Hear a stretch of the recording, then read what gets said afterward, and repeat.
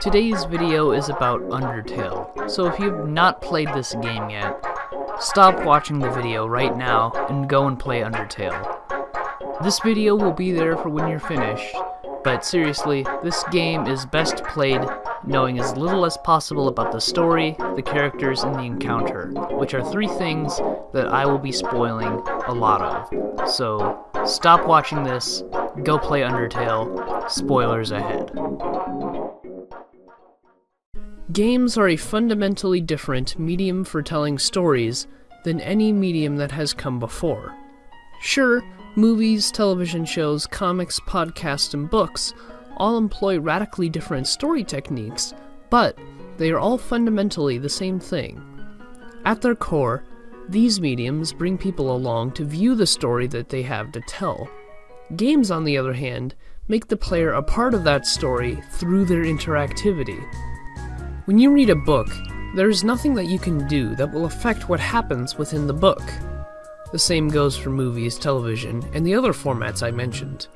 Stories have been told this way for thousands of years, and people will continue using this format for thousands to come.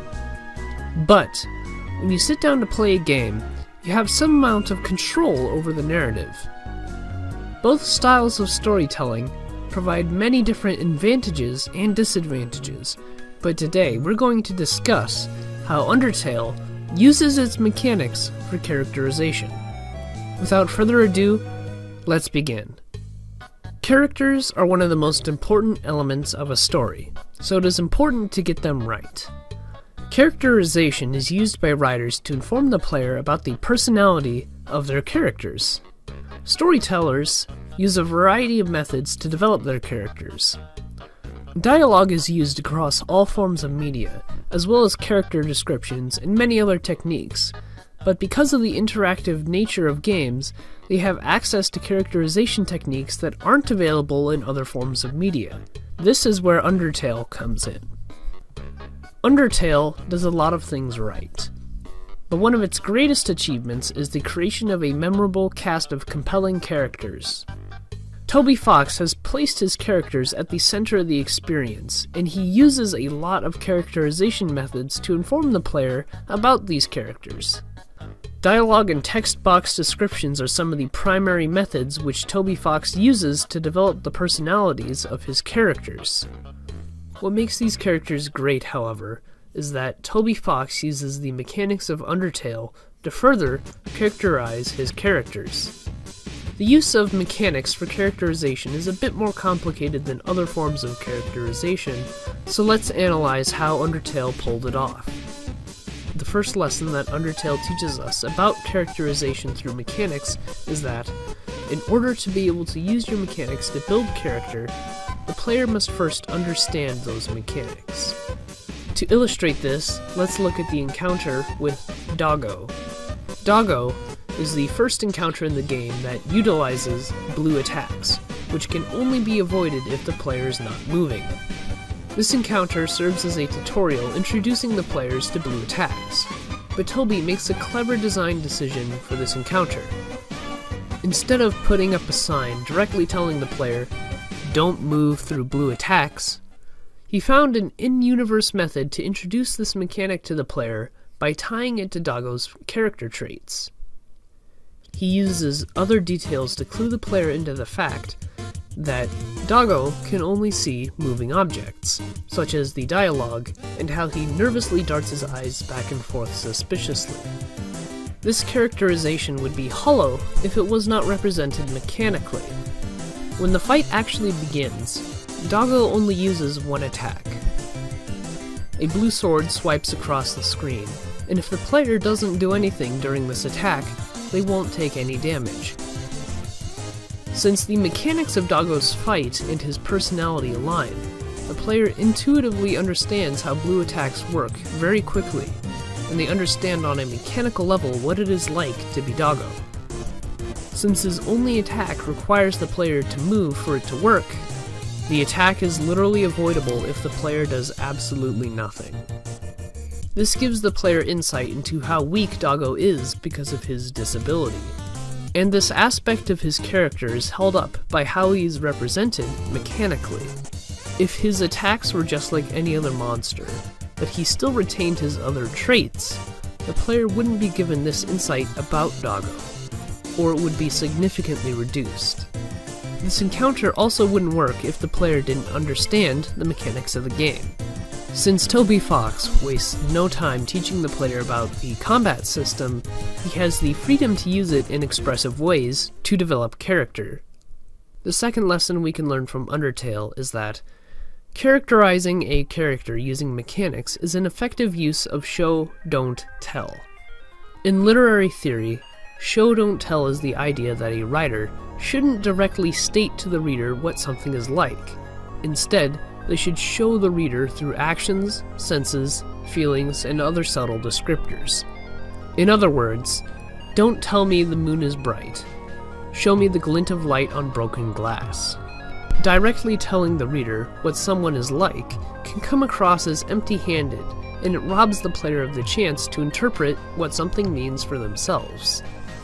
One of the greatest advantages to using mechanics for characterization is that it almost always shows the player what the character is like, instead of telling them. The Toriel fight is a great example of this. Toby Fox could have had Toriel directly tell the player that she absolutely refuses to take a human life, even if that human is trying to kill her, but he doesn't. Instead, he shows the player this fact through the mechanics. The fight against Toriel starts off like any other, with attacks that the player needs to avoid. But if the player takes too much damage, Toriel's attack pattern changes, and her projectiles avoid the player, making it impossible to be killed by Toriel. Toby Fox uses this attack pattern to show the player just how much Toriel values life, without having to state it directly, which makes this moment much more impactful once the player realizes the meaning of the mechanics. Show, don't tell is a way to show that you respect the intelligence of your players enough to let them explore the subtext for themselves, without the developers handing them all of the answers on a silver platter. Toby Fox also uses the mechanics to show a connection between multiple characters, which is the third lesson we can learn from Undertale. When the player makes it to the end of the game, they must fight King Asgore. Part of what makes this battle interesting, however, is the fact that some of Asgore's attacks are just stronger versions of attacks used by Toriel. Asgore's allusion to Toriel's battle builds a connection between these two characters on a mechanical level that shows the player the bond that these two characters must have shared, insinuating these characters are similar to each other, but not quite the same. Another excellent example of character connections being built by mechanics are the amalgamates. In Undertale, the amalgamates are the test subjects used by Dr. Alphys. However, her experiments go terribly wrong, and they melted together and formed the amalgamates, an amalgamation of monsters. Many of the amalgamates are composed of bits and pieces of many monsters, and this is reflected by the mechanics. For example, the Reaper Bird is a combination of monsters from the ruins, and this is reflected in how the player spares it. Reaper Bird is only spareable once the player picks on it, prays, and mystifies it, which is exactly how the player spares the monsters all the way back in the ruins, mechanically representing the fact that this monster is made up of those very same monsters from the ruins, melted together into one.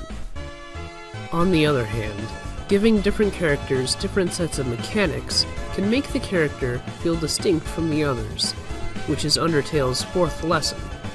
With the exception of Toriel and Asgore, each boss in the game has their own unique mechanic associated with their boss fight, such as the Papyrus fight, where the player is affected by gravity and needs to jump in order to avoid attacks, or Undyne, who forces the player to channel their inner Dance Dance Revolution to avoid getting hit. These mechanics serve a couple of purposes. Firstly, these special mechanics drive home how important these fights are.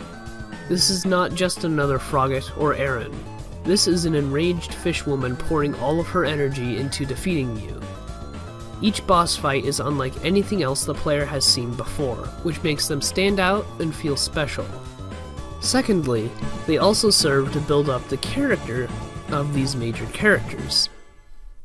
During the Muffet fight, the player can bribe Muffet for less intense attacks, giving the player further insight into the spider's greed.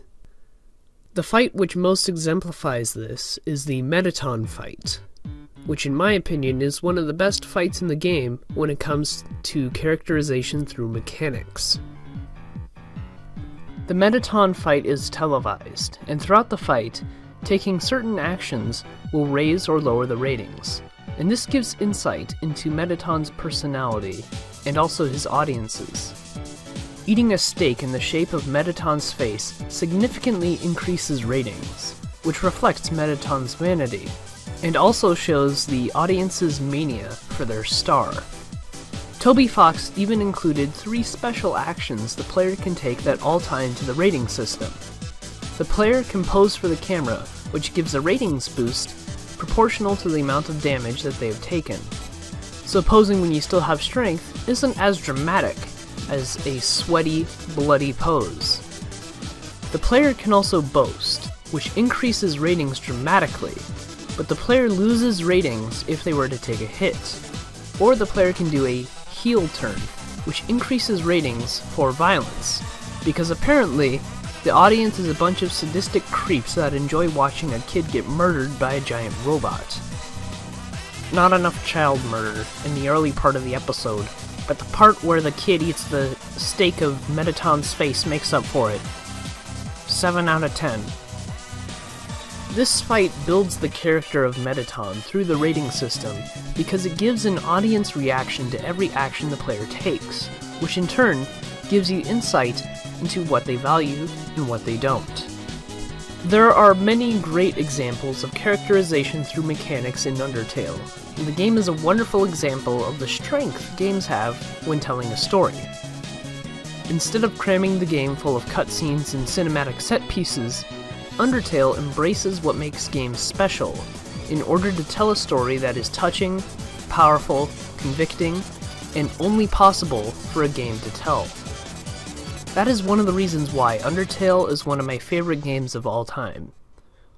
What other games do you think use their mechanics well to build their world or characters? Feel free to tell me in the comments below. Until then, this has been Chariot Rider. Have a good day.